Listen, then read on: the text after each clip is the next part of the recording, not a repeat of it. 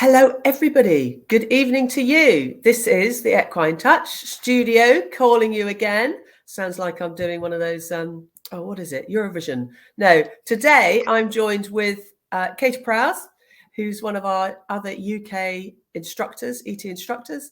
And Kate's going to be joining me with the topic of peeling the onion. So we're just going to wait to see if a few people can jump online, because I had to energize the event and people might have a little bit of difficulty finding us.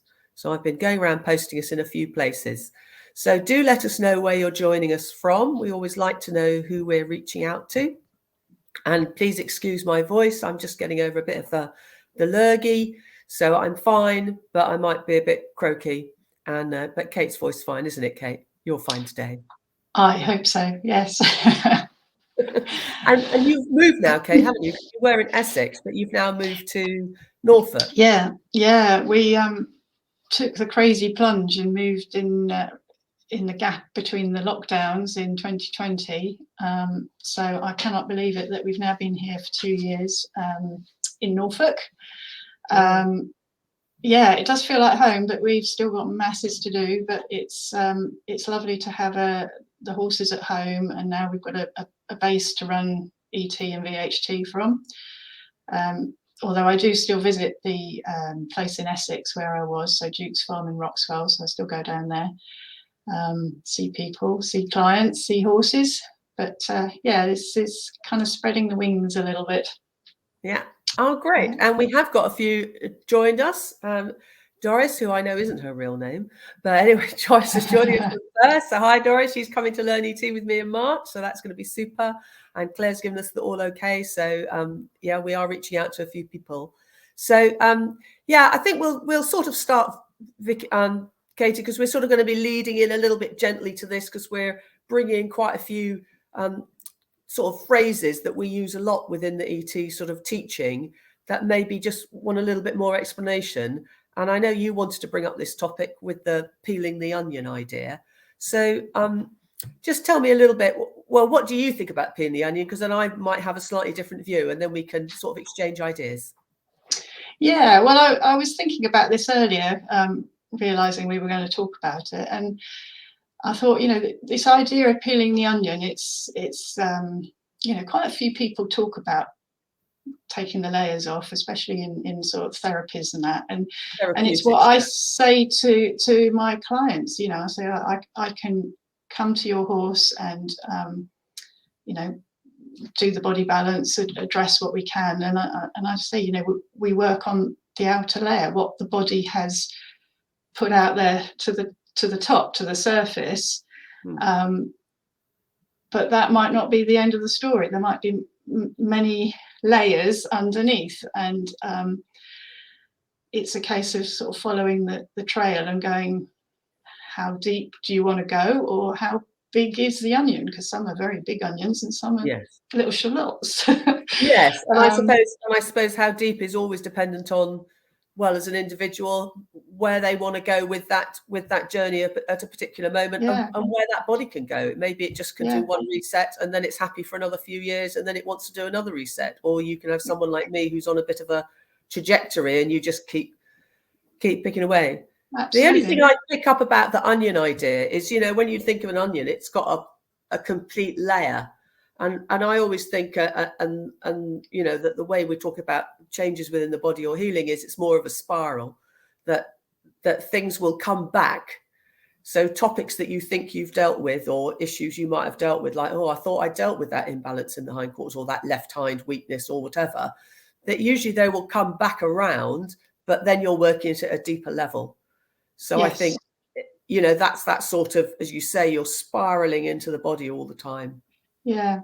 And, I was going to say that, before I got involved with Equine Touch and things, I mean, I was a very, very broken person, and I'd lived in pain for years. I didn't like it, but I didn't know what to do about it. And I didn't really know there was a way out. And I am a very different onion now.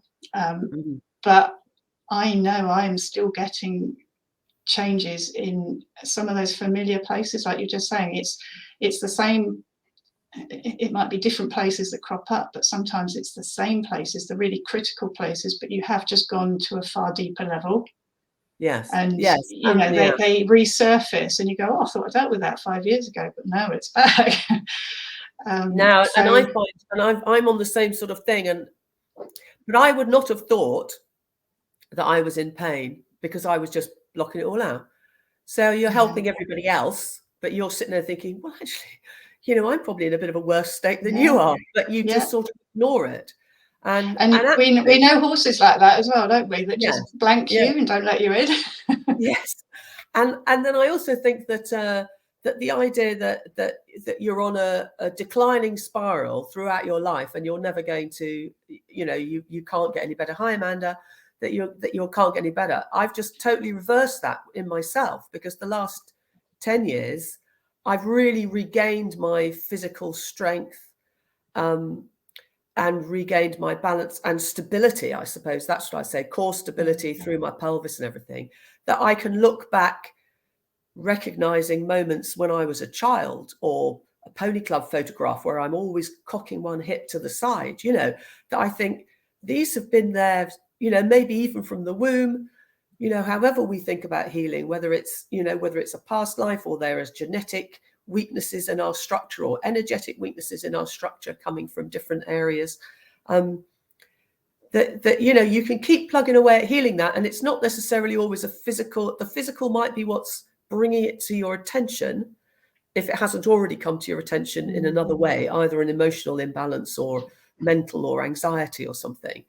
But the imbalance comes to your attention in some way. So a symptom should be welcomed in a way, I always think, because it's trying to get your attention, to trying to say, you need to pay more attention to yourself, you know, in your life, and try and do something a bit different. And some people don't want to look at that. That's the thing when we talk about how deep people want to go. Some people, they just want to think it's because they've hurt their foot, you know? For sure. And yeah, sometimes you actually, you know, it is opening that box that you've probably tightly shut the lid on, and that's too painful for some people. Or they're not ready, or exactly. We're keeping ourselves safe all the time, aren't we, really? And I suppose that's what we're talking about, the same with the horses, you know. And I think the main thing we're talking about with ET, when we say, what are we trying to achieve? And we get relaxation, and people think, oh, well, that all sounds very nice. But I think, you know, relaxation is absolutely the point, because you can't force anything to relax. Relaxation is letting go. It's a being. It's not a doing. And it's the nervous system being able to drop down out of that flight, fight, pain, adrenaline triggered, got to get through this, can't face the pain, got to get through this, you know. It's coming out of that into that rest and recovery. So that's what we're sort of looking at with the compensations. We're bringing the body down into the rest and recovery to take the strain off. Let's look at a few of our visuals, because you've got some really fantastic pictures here you've collected over the years. Not saying that you're old, Kate, although let's face it. Well, I would say I am getting, I don't like to consider the age, the numbers, but like you, I mean, I was weak and I hurt as a teenager and all through my 20s and 30s. And now I'm not in my 20s and 30s anymore, but I have no pain and I am strong. So I had a conversation with as a young girl who came to help me to see me this morning, because she was up all night. She can't stand, she can't sit, she can't sleep, she can't, because she was in a lot of pain. Suddenly it came on yesterday evening. And fortunately I was able to help her. But I said, this is just the tip of the iceberg, because you know, something has tipped your system out of balance. And for her, actually, she's got a toddler, and she went shopping yesterday with the toddler who was asleep, and had the toddler on one hip and the shopping basket on the other, and it was just too much for her system, and it crashed, went into spasm. So we've hopefully peeled that layer of the onion, but there's all of the underlying stuff which has followed her for her entire life, because that's how we build our onion, isn't it? It is your life experiences, mental, emotional and physical, that put these layers down. And you know, actually for you are just right, however you are, because your body has learned to cope with these things in the way that it's put down the experiences. But if you want to, yeah, and by changing the environment, which is, I know we spoke earlier and said, you know, we're not fixing the body, we're just facilitators to try and help the body shift. And it's just providing that way out for the body to release, relax here, there, whatever it is it's got to do to take it to a slightly easier place, that ease place instead of the dis-ease place. Yes. And I think something people might like to, hi Janice, nice to see you. I think some people might like to think about metaphysical, it can be a bit scary, but the metaphysical things behind any symptoms they might have. And by that I mean, you know, like if you've got a problem with your knees, because your knees are very strong, you know, it's the flex that's pushing you forward in life. If you get an issue with your knee that's forcing you not to move forward very quickly, you know, maybe you're needing to stay a bit more static to deal with something and you're trying to avoid it. So your body is saying, no, you're going to look at this. But also you might be creating a symptom that's stopping you from moving forward because there's some fear about what's down the road. So there's a whole different ball game between, you know, having something physical going on and what actually could be contributing to it ultimately. And I mean, and typically for the spine, when we're talking about this, you know, like not that we're all donkeys, but fantastic to have a donkey. But when you're looking at the stability in the spine, this is your bony support that is everything else is sitting on. So if your spine is not got its core strength with those little muscles, the postural muscles close in, and it's having to recruit your moving muscles, the phasic muscles, to support it, to try and do the postural thing, they're going to get exhausted and tired and fatigued. And then you're going to start all these compensations where this muscle's not doing its job, so this one's going to join in, or that one, or your internal onesie of fascia. And you've got your little Rubik's Cube there, Kate, haven't you? You just showed me. Very impressive. So just tell me a bit of what that is. Let's have a look at that. Yeah, well, this it's a toy, obviously. Look great for playing with, for babies and that. But you haven't become a discoverer of DNA or something, have you? No. But there was actually, if anyone did watch the IETA conference in, when was it, October, there was somebody that did a talk on biotensegrity.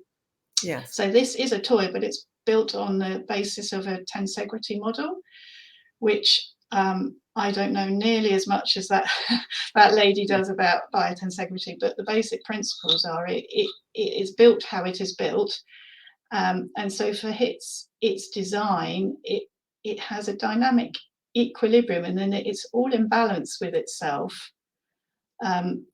It's made up of bits of wood, which are pushing forces, and bits of elastic, which are, sorry, I'm trying to work out when the camera sees me, and bits of elastic, which are pulling forces. And you know that none of the bits of wood touch each other. They're held in suspension by everything else. And so for that design, that is just perfect. And if you distort one, move something, and the whole structure compensates and adjusts to. Absolutely. If I, sorry, talking over you, if I actually push two bits of doweling against each other, so I've changed the forces, the whole thing changes and adapts. It's not just two bits that have moved in relation to two bits. Do that again. Do that again, Kate, just so we can see. Yeah. All right. Well, if I put the forces on, it distorts and it becomes a new shape. And the good news for us is you take those forces off, it bounces back to its factory settings, to its DNA, to its blueprint, whatever words you want to put on it. Yeah. I could even change the forces by shortening a piece of elastic. And again, the whole shape changes to absorb the change of loading, the changes of forces within the whole structure.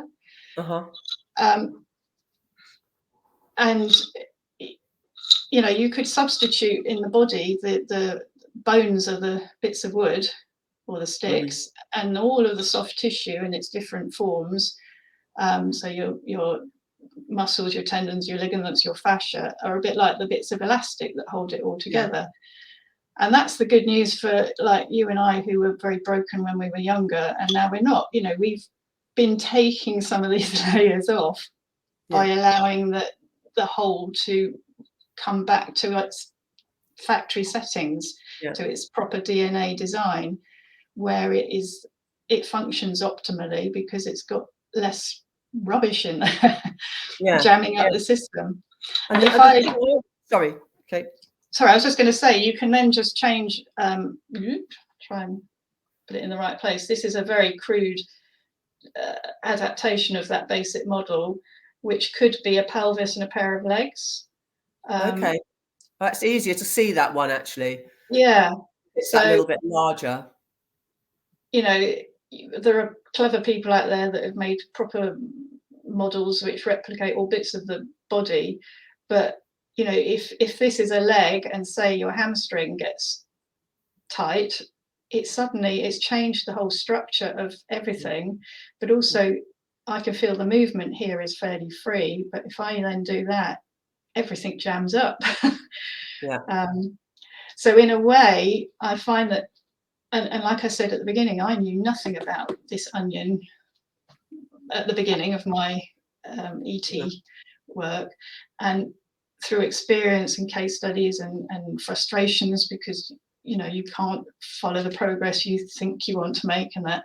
But I've realized, and for me, how I see it now is that peeling the layers is kind of getting something to shift, and then the whole has to adjust and settle, and that changes the forces on everything else. So then that layer may release on its own because it's got a different loading or a freedom to move or whatever it is. And it just kind of knocks on all the way through. It's a bit like a domino effect. Yes. Now can I add into that? Can I add into that the idea that we end up with these contractions in our physicality, but it might also be within our energy field first. So we can sense, you know, when typically if you might go into an environment that you don't like and you suddenly go, whoa, and you're trying to make yourself small. All right, you're pulling yourself in. Now, if you can imagine doing that when you're having, say, a scary moment, like you're having a scary moment falling off a horse, and you'll go, what's going to happen? That contraction is held with that fear of what's going to happen. Am I going to die? That is imprinted in your body, in your cells somewhere. You never know where it is. You know, we have trillions of cells. So this sort of shrinking back is there. So whether that's from a scary moment, or somebody shouting at you, or even yourself thinking, oh, I don't want to be seen. You can see how that thought brings your body down. You pull your energy in, you're collapsing your body. And the energy flow, the chi, that's what we're also trying to release with ET, which is why we you know, Jock brought in Qigong, Tai Chi type moving. You know, we're bringing the flow of energy back in. And without the flow, there is no stability. Because if you've got no flow, particularly, I always think coming back up the inside the hind leg, because you've got your bladder meridian we talk about coming all the way down the back. But the balance for the bladder meridian at the top is the kidney meridian, which comes all the way up the inside the hind legs to here.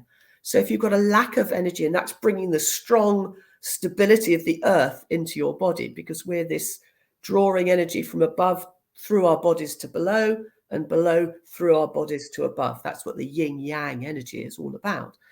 So you're creating stability. And when we think about muscles, a lot of people think about, oh yeah, I'm moving, I'm contracting, I'm moving a muscle. But the three parts of a muscle is one, it's contracting. It's then got to eccentric contraction, is I'm still contracting, but I'm paying out whilst I'm still contracted. That's a very difficult thing to do. Anybody who's tried to hold their leg up and put their leg out very slowly in front of them and they suddenly get to the point of no return and have to fall over, you know. And also the stability, because you've got to be able to hold the stability of a posture whilst other things are moving.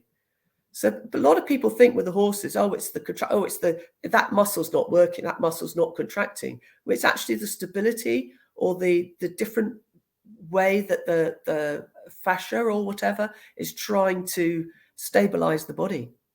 Yeah. So you can end up with a weakness. And I think that's the joy about ET. And I mean, I'll just put this little video that I was doing with a horse, but it just shows that with the vibratory move, that's why I think the vibration's so good, because it resonates through the body. It's sending a frequency through the body. And chi is all frequency, light is frequency. If you think about the colors of chakras and things like that, if that's what you're inclined to think about, they're all frequency.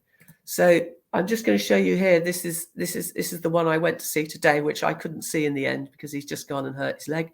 So I saw him and said, "Hi, Harry." But you can see as I'm doing the sacrum move, beginning of the sacrum move there, how the body's rocking, but also you can see the vibration going into that on the opposite side of the hindquarter. Can you see that going into where in the stifle, you can see that popping of the muscles going all the way through, and this is happening on your horses that are much more covered, that normally you can't see. It's still happening. So it's like people go and say, "Oh, but how am I supposed to get deep?" They think they've got to get deep into the body. It's the vibration and that resonance that is doing that for you. Yes, and if anyone ever goes and puts their hand on the opposite side of a horse who's receiving ET, you'll feel that vibration going through the whole body. It reaches parts other beers don't reach. Borrowing a strap line there. Yes. And I think this thing is that once let's just go back to our little donkey, Lisa, because we've got a few pictures here you've collected over the years, Kate, of ponies before and after on the same day. So you can see that immediate change, that release of some of that tension. Superficial, not necessarily not important, but superficial as in the superficial outer layers of muscles. Yes. So I was thinking what would be interesting to look at, and I was like, well, yeah, sometimes you do get the marvelous session where you get highly visible results within the session that you're there, and of course everybody loves those. You like them, the owner likes them, the animal probably likes them, and you know they're to be celebrated because you know they are amazing, but that doesn't always happen, which is what we were talking about with the peeling the onion. So, you know, some of my own stuff, I know certain things I had at age 9, 10 or 11, and I'm just starting to shift them. And I'm, like I said, considerably older than that. But yeah, these are some to sort of illustrate the point. So this little donkey, it wasn't long after I'd qualified as an ET practitioner.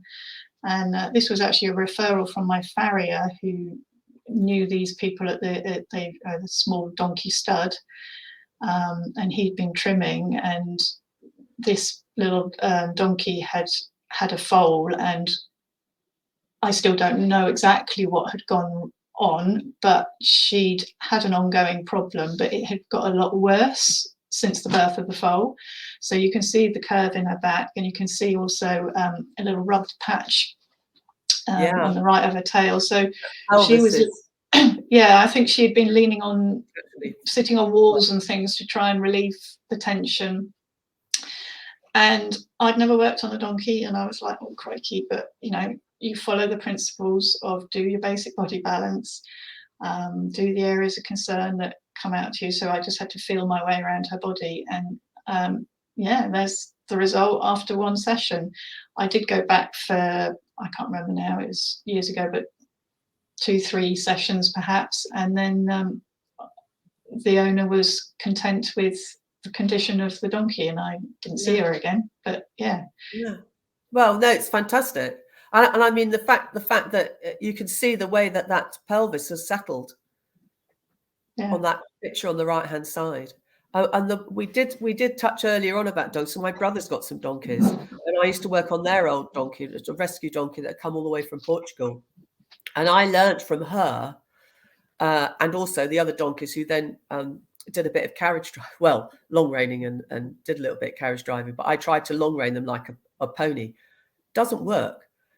They freeze. So it isn't flight fight with the donkey, and it's very much, I'm just going to sit here and be very stoical. So they really don't give you very much feedback, if anything. I remember poor little Bella, I remember her very slightly just leaning away from me. And I then realized, it probably took me 20 minutes to realize it, that was her saying, it's a little bit too much. You know, because I was gaily going on thinking, oh, she's not reacting. She's not reacting. Can't be having any effect. You know, this poor little donkey. So if anybody ends up doing a donkey or a mule, just bear that in mind. They're not like horses. They're not going to give you the feedback. And interesting, I suppose, was this actually her little foal here in the front? I think so, yes. I mean, as I say, it was probably back in about 2007 or 8 now. So they do like being in little groups, because I remember doing 2 together once.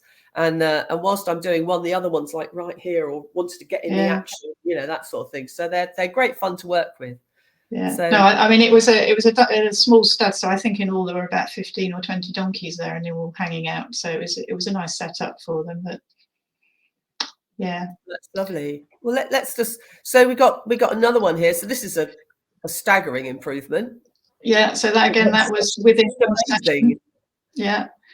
And this particular horse, he'd had a very difficult time in his life and had come to somebody who was trying to do right by him, but he'd got in a bit of a pickle, and they then realized it was down to a faulty saddle which she'd got for him in good faith and all the rest of it, but there was something wrong with the saddle. So yeah, he was in a bit of a way. But again, this is his first ET session, and you know, it gives a nice visible change, and it did lead the way to him coming back to, you know, good health once they changed the saddle again. I can't hear you, Chris. Oh, my mic's sorry, my mic was muted. You can see with that picture on the left, it looks like a cut and shut horse. That's what I always think. You know, it's got like the top half behind the wither to his hindquarters. You think, well, that looks fairly normal in isolation, but that whole being dragged forward and then compressed into that chest, and the neck being pulled down, and the legs being pulled back. You know, you can see all the strain on the body. And I suppose what I would take from that, what we were saying before, is that all that strain will fatigue the body. So if any other insult came along, like they suddenly had maybe a bit of a digestive upset, they can't really deal with it, because their body's so busy trying to deal with just getting by. It's got everything pulling out of balance. It's clicking their nervous system all the time. And the rest of recuperation doesn't get a look in. So it's sort of like building up to potentially something bigger. You never know, I always think, what you've managed to avoid just by one session that you've managed to do for a horse, and so, or for anything. And that's why I think, even if you only get to go once, you've been able to do something. You've given something for that animal to work with that hopefully will enable it to move forward or create something better for itself than where it is now. Yeah. So that's okay. That's great. And then we've got another little one here as well. You okay? Yeah. Yeah.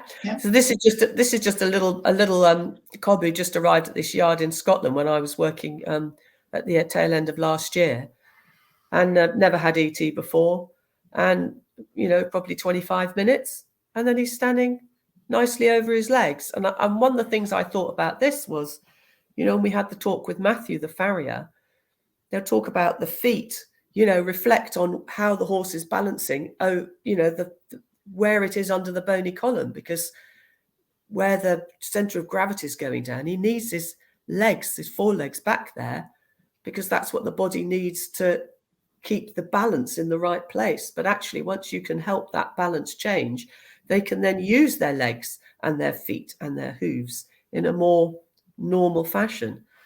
So absolutely true. And we'll see a picture, I think, in a bit of my mare, but she's been chest forward over the feet. Is it that this one? No, the bay mare towards the end. I think you've got her. Oh right, the bay mare. Yeah, I mean, since she's become more balanced over her feet, she always had feet that were too small, and now they've got bigger. Yeah. Because she's actually, instead of loading down into the toe, she's now loading properly down, like you say, the bony column into the foot, as the foot is designed to take the load, and actually it can spread and grow and become a good stable platform which is able to withstand concussion. So yeah, that's where barefoot's nice, because you can see how the foot's trying to adapt to the weights above it, to that gravitational pull. So this is a little series of 4 that you had, Katie, wasn't it, when you first took her on? And you probably thought you were a lovely little pony, and then ended up with a number of years of work. Well, I mean, those of you who've kind of been with me on courses and things, you won't know some of these horses, but sadly I lost a lovely horse, Caspian, to colic, and he'd been a project horse, and I had an empty stable, and I know Harry's not getting any younger, so I was like, okay, I will go and get another horse, and let's get a youngster that's not got any baggage, not had any issues. I felt I'd learned enough to be able to start the horse and ride it away nicely, so hopefully I could do a good job.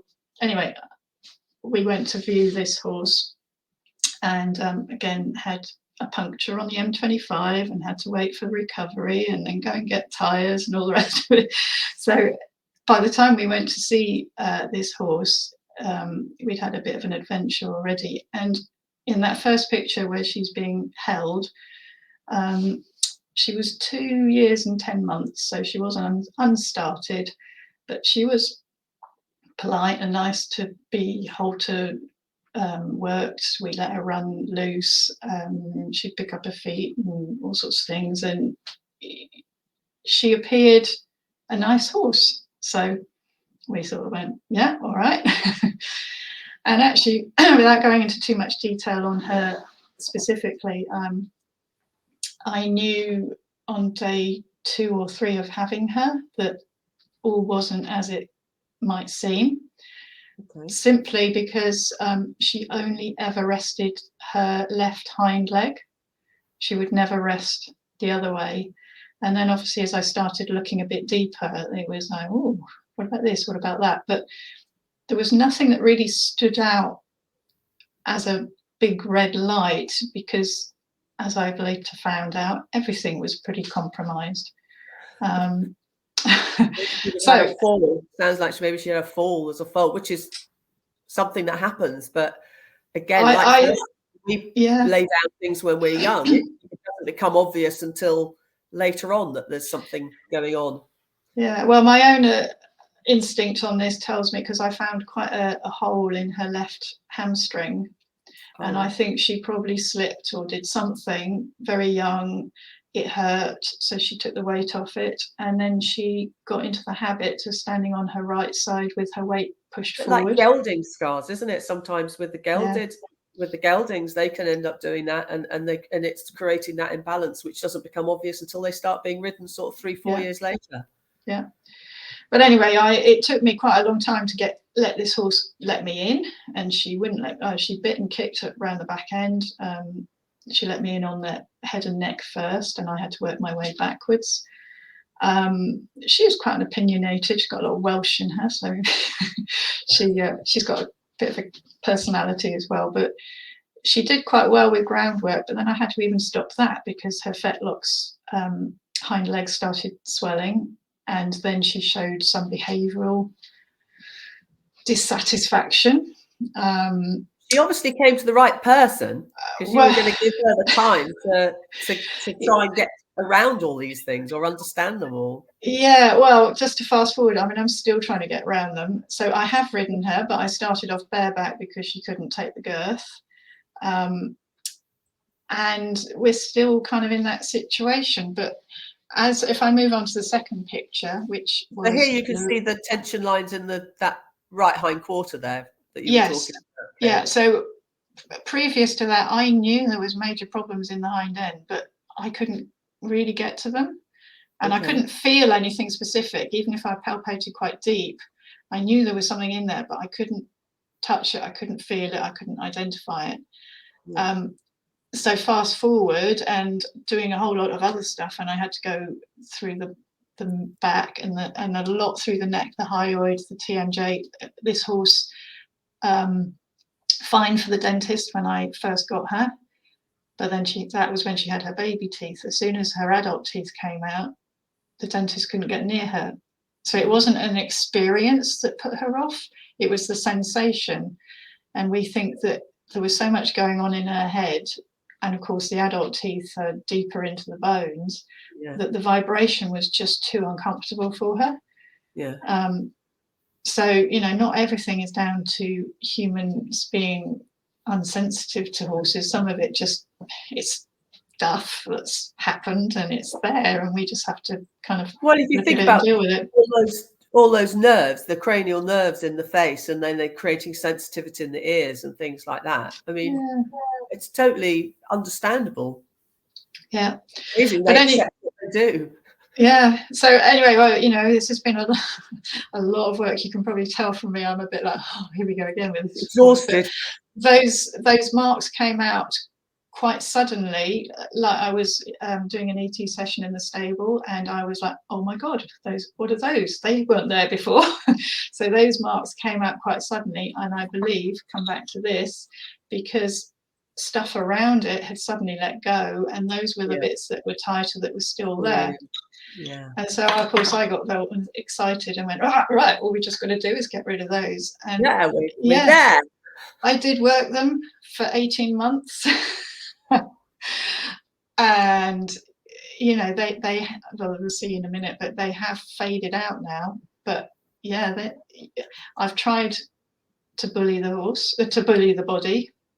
When your knowledge runs out and you're still stuck, you end up doing things that maybe you wouldn't have done otherwise, but it doesn't work. So yeah, those marks in the hind quarter came up in July 21, and then in October there was a massive change in her shoulders, and you can see on that left hand picture that the musculature in the shoulders suddenly popped out and got a bit weird. And her wither kind of lifted up between her shoulder blades. It had always been squashed down, so there was some fairly significant release, and again her whole body went and readjusted. Which of course puts different loading and tensions and blockages or releases into other parts of the body. And I would say from my own personal experience of my body, and also my own personal horses that I spend a lot of time with, that when I've had a big shift in something in my body, I know it takes at least 3 to 4 months for my body to fully adjust and integrate that change. Settle, if not longer. So, and I think also then it's got to strengthen in its new structure. Absolutely, it has. Yeah. You know, and if you push it through that, then you end up risking injury. And that's why I think that's when you've got to go with your inner instinct for yourself with what you should do. You know, I remember doing things like walking along once and thinking, well, I'm swinging this hip all the time. Why am I? And I'm still doing that and thinking, well, what part of me is not working? Oh, I'm not actually lifting that right knee. And I used to deliberately go and walk in long grass and deliberately have to lift my right knee up until I could do it without having to do it deliberately, because my body had forgotten. It was like it had forgotten how to do that because it had got so used to the dysfunction of moving and swinging that leg.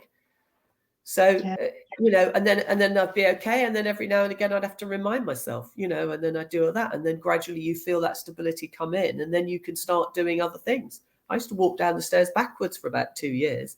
You know, I wasn't stable enough to actually step forward and step down a step.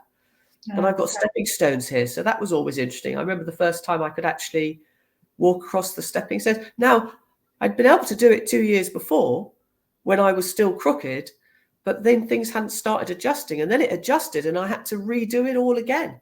You know, like you say, the whole body then changes and you have to take on board. So I think that's why for people to think that one thing needs changing and it's all going to be hunky-dory, you know, it's a little bit, it's not really like that.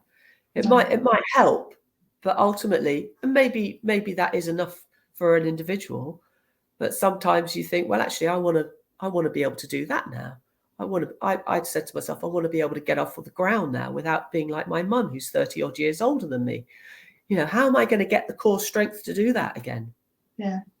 You know, and it, like you said, it is regaining the function of that part of the body, and then allowing that function to get strong enough to support, do its job. And on an energetic level, what you're doing is you're bringing energy into that either that chakra or through those meridians that are going to strengthen that part of the body. So once I started being able to get more energy into, say, my solar plexus, which is all about feeling strong in your own power. So it's owning yourself, really, not powering as a bad way, but it's like, rather than doing things for everybody else all the time, rather than when something happens, going, oh, poor me, you know, so you're dealing with so many things around it. But once you start being a bit stronger like that, and when you sense yourself falling, you go, hey, don't do that. I do that. I tap myself on my chest. Don't do that. You know, you could be strong. You're creating a new habit, a new pattern in the body. And then it can actually start filling you up, and you can then be a different person. It's like you found yourself. Healing is a bit like you're regaining bits of yourself that have got shunted aside for whatever reason, through either experience or injury or whatever reason. You're regaining, and then when you have them back inside you, you can more able be who you're supposed to be. And that's what we're doing for these horses. Yeah. She looks very happy, even if you've only managed to get on her bareback, Kate. And I think the other thing we wanted to say about this is that, you know, particularly when it's our own horse and we've learned all these modalities and we're teaching other people, you know, we sit there and say, why is my horse still got these problems? And I think one is they've come to you for a reason, because you're helping them through their issues. But also there's something for us to learn in that it's not our responsibility for how far an individual can go. You know, that they have their own mindset about what they want to do with what you've offered them. And sometimes they can't do much with it. And sometimes the other circumstances around them, for a horse, it might be, you know, I did one horse, lovely mare, and I thought, why is she being so, why is it not working for her so well? And she was in this stable next door to a quite loopy sort of gelding, but she had to be there because she was the one who was stabilizing him, because everybody said, oh no, but you've got to keep her there. But she was draining herself trying to look after this gelding, you know, and eventually it was really interesting, because it all ended up that once the yard was moved, the lady took on a different job, or once she started putting herself and the horse first and all that sort of thing, picture totally changed. The animal totally changed, and they started having a much better life of it, you know? Yeah. So there's so many things that are at play. Yeah. So just to finish this horse's little story. So this is recent. This is December, and that holding in her hind end and her shoulders have faded out. I've had some work. You see, here I am again. I'm doing the work, but she's had some releasing down her hamstrings, and I noticed I trimmed her tail last week, and that's the first time ever I've been able to put my arm underneath her tail without her clamping it tight. and her tail has now released. Her sacrotuberous ligaments are soft. And I've actually been able to mobilize her hind legs. My farrier hates her because she's she's so defensive about her back end. But with all this releasing, she's becoming a different person. Mm-hmm. Who knows where it will go? Maybe we'll get a riding career, maybe we won't. I don't know. But she's certainly changing at the moment. But you know, when she's had a big change, if I offer her something, she's probably going to say no, thanks very much. And she's quite clear with her instructions. You know, don't touch me, and I will leave her alone for weeks or months if necessary. But equally, when she wants it, she'll come and present herself and lean on you and say, can you just get in there, please? And she knows exactly what she wants. Yeah. Well, you can't keep pushing the envelope. You have to recognize in yourself sometimes you've got to give yourself a break to let everything settle. But likewise for the horses, and that's where tuning in intuitively helps. You know, does the horse need anything today? Or you know, maybe the thing we need to do today is go for a walk, or just hang out, or smile, or enjoy giving you a carrot. You know, we put so much pressure on ourselves that I've got to do this and got to do this and got to do this. So very interesting story. Very interesting story. It's Florrie is her name, isn't it? Yes. And that's our main ethos for ET, isn't it there, Kate? It's the exact thing that we're offering something, and the animal will take what it can and do what it can with what we're offering, and the body will keep changing. Absolutely. You know? And you know, and sometimes people go say, why do you call it a gift? Because that all just sounds a bit naff. But the point is, the intention is to help. The intention is so important. Ivana's talked about that in the conference. You know, we create that intention. We're here to help you. If you didn't have that intention, she probably just would have broken down by now, because somebody would have got hold of her, would have just said, oh, you're just being behavioral, strapped her into something or other, and she would have created some sort of dysfunction or a tendon or something that would have got her out of that situation. Maybe even have created a scenario that she could have been put to sleep to get her away from a bad situation that she'd found herself in. So whilst I can sense what a story and drama it is to do over the years, and I know that pull because I've got the same, and my boy's now 17, so I've had 13 years of it, girl. You know, it's that pulling all the time. And eventually I had to sort of say, I remember when he got sick, when he got atypical myopathy, which is sycamore seed poisoning, you know, and the vets wanted to send me a video so that I could put him down, because I was teaching in the north of Scotland and he was gone to the hospital. That was their view. And even my friend who'd taken him, who I totally respected, she'd had problems with that at her place before, and she would have already had him put to sleep. And I spoke to the lady who I was learning vibrational medicine from the time, and she said, and she was a doctor as well, and she said, they don't know what we can do. Have faith. We can do something. And the first thing we had to help was the energy flow in his bladder meridian, which I thought was really interesting when we're so important about the bladder meridian. And then I'm driving down the A9, which takes sort of 2 hours, 3 hours in a straight line, you know. And I'm sitting there going, am I keeping this horse alive for my own ego? I really had to have that. It's making me quite emotional. I really had to have that chat with myself. And anyway, he was 9 at the time, so he's 17. So he's had another 8 years. But the first thing she said to me when I said he's sick, she said, well, he was always going to get sick. It was always going to happen. At least he's young enough to get over it. And I just thought, how can you say that? But when we were working with dowsing and looking, his immune system was always low. He always, things generally dipped the year he'd had the tetanus injection, you know, which links with your muscles. It's always been musculoskeletal. For him, it's about moving forward. And I know you talk about with her with laminitis, he has issues with grass and eating. So there's a whole other thoughts you can go into around these things rather than thinking, oh, they fell over. You know, there's so much that can be behind it. But hey, this has been really interesting. I do want to look at this one slide here that you kindly gave us. I don't know which horse is this, but this is interesting over a 3-month period, the change here in the stance. And when we talked about the weight bearing, how the horse is holding its gravity through its bony columns onto its hooves.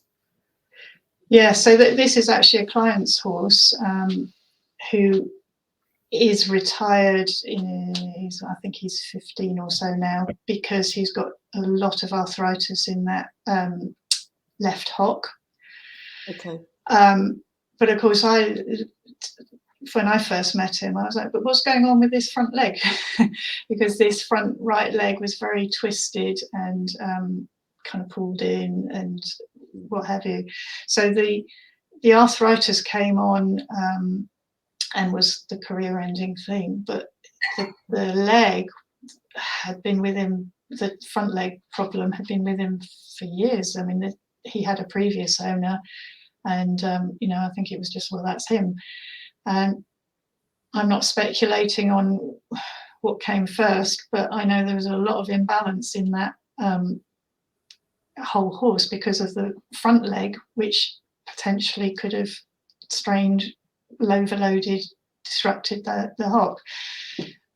Anyway, we worked with what we had and tried to make him more comfortable. And yes, he's retired and in the field, but he is more comfortable now than he was when before we started. But that chest is open, the shoulders have open, the leg is straighter, but it took a little while. So again, it's that onion thing. We'll never get to the center of his onion because we can't resolve everything like the arthritic hock. And he is on a maintenance scenario now, but he is content enough to live out his life in a retired state. So and I do work on him fairly regularly, and he has the odd blip when he's slipped or fallen or it's muddy or whatever, and it's just overloaded his system.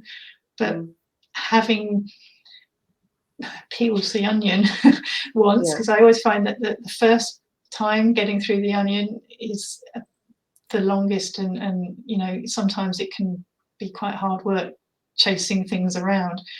But once you've got back down to a fairly easy level, quite a catastrophe can happen. And I've had this with a human client where she was somebody who was ready to give up on life, too much pain, couldn't do anything, and she began to get herself back, and then she tripped over an object, fell over and really hurt herself, and was so in despair because she felt all of her troubles come back.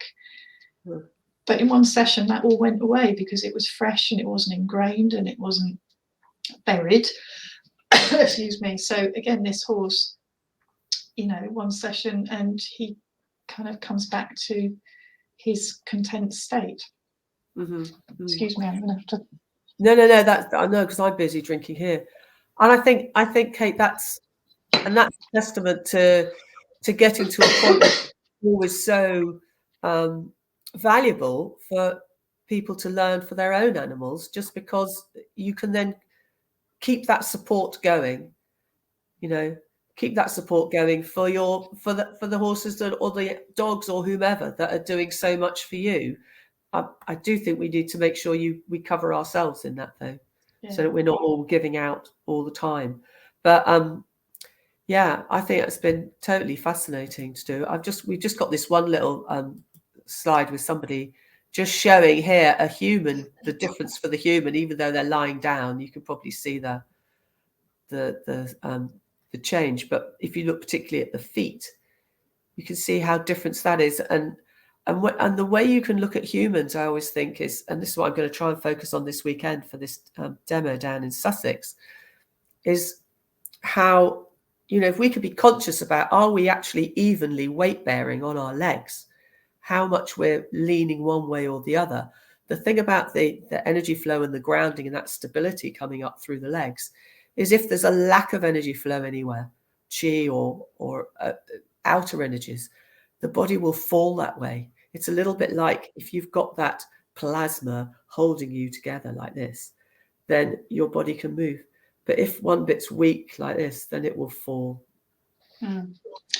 And so if that's the weak energy flow, you're going to be falling all the time. And if you're falling all the time, you're compensating. So your structure is trying to pull you straight because it's trying to keep you going straight, trying to keep your eyes facing forward. And that's where you end up with one hip higher, the shoulder, opposite shoulder down, the head twisting, to try and keep your eyes level, because you need to see the world for your brain to interpret it. Yes, if you, the way I've done a lot of my own healing is I found from the martial arts world somebody called James Shaw, who does Ride from Within, who I can't recommend highly enough if anyone wants to explore the fruits that you're sitting on with your sit bones on the horses, isn't it? Yeah, but yes, absolutely. Anything that, if you're not in perfect alignment for the design of your bones, gravity's got something to get hold of, and it pulls you towards the floor, and therefore your muscles have to try and fight gravity all the time. But I kind of look at it now in that, coming back to this little thing, that with ET, what we're kind of doing is going around and pinging bits of soft tissue, creating vibration. That, I mean, you can hear it on this, that it all jangles. And so by changing the soft tissue, a lot of the sticks can settle back to where their factory settings are.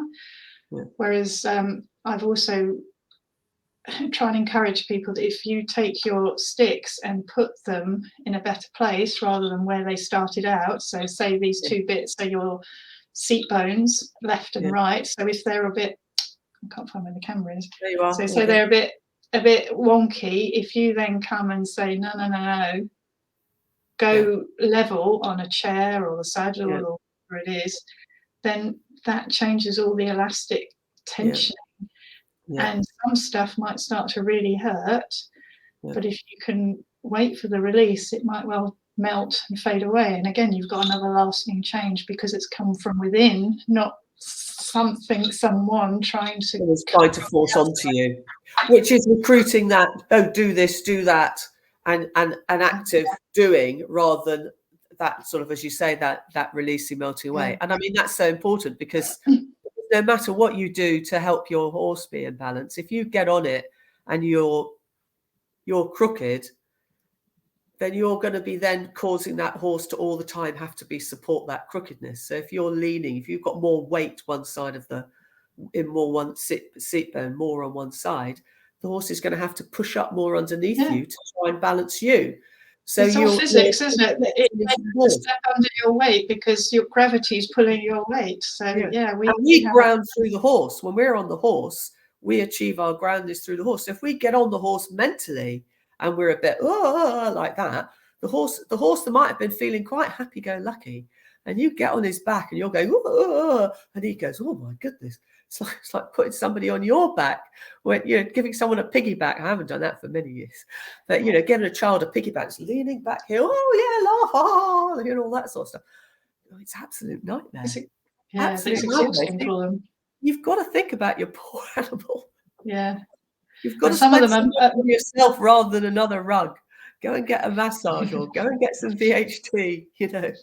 Yeah, but what I would add is, I mean, as we've already said, how you and I have managed to improve ourselves considerably, but also my horse Harry, who again a lot of students will probably know. I mean, he's got a long story as well, but I hate to think of it, but he's now 27, maybe 28, and he, over Christmas, he again has had another big change to his left hind, which has always rotated and kind of pushed him over to his right shoulder. Oh my goodness, I've tried to work that for years, but it has actually released kind of by itself, but it hasn't been by itself. I've had that horse for 22 years now, and 2005 was when I started ET, and 2008 was when I started working with James Shaw, and it's all come together. So it doesn't matter what age you are or where you start from. It just do the work, because it can really help. And so this, you know, elderly horse who has had a difficult time with his structure, I mean, he feels amazing at the moment. Yeah. You know, he's got powerful, he's got straight, he's enjoying himself so much. So yeah, just he's do what you expressing can. himself well in the world, and that's what we're all Mm. aiming to do, isn't it? Bring our light to the world, Yeah. and shine it for everybody else. Hey, Yeah. it's just been lovely, Kate, talking to you. We've just done the hour, so we've done the magic moment. So I think we'll wind up there, you know. And you were worried you wouldn't have anything to talk about. So. Well, it's just so nice to have a chat, and you know, I've enjoyed it. So I hope anybody else that's watching has enjoyed it and got something from it. And yeah, see you another time. Little heart came up there. So yeah, thank you very much for those that have tuned in for live, and thank you very much for those who tune in the future. And our discussion about peeling the onion went a long way. Nikki says, fantastic presentation. Well done. Thank you, Amanda.